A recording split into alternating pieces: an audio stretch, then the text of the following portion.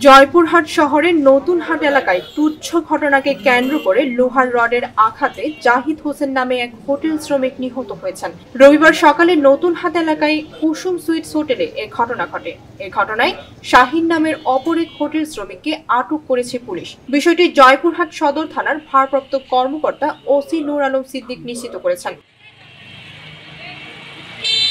নিহত জাহিদ হাসান ফরিদপুরের নগরকান্দা থানার রামগঞ্জ গ্রামের ইসাক মোল্লার ছেলে। আটক শাহিন ময়মনসিংহের হালুয়াঘাট উপজেলার রায়পুর গ্রামের জিল্লুর রহমানের ছেলে। ওসি নূর আলম সিদ্দিক জানান, জাহিদ ও শাহিন দুজনেই কুসুম সুইটস হোটেলের শ্রমিক ছিলেন।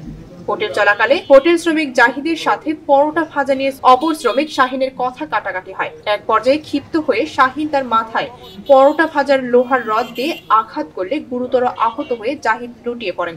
পরে তাকে জয়পুরহাট 250 শয্যা জেনারেল হাসপাতালে নেওয়া হলে অবস্থার অবনতি হওয়ায় বিকেলে বগুড়ার সজিবেক হাসপাতালে নেওয়ার পথে সে মারা যায়। জাহিদকে হত্যার অভিযোগে পুলিশ হোটেল শ্রমিক শাহিনকে আটক করেছে। ডেস্ক রিপোর্ট, ভোরের পাতা।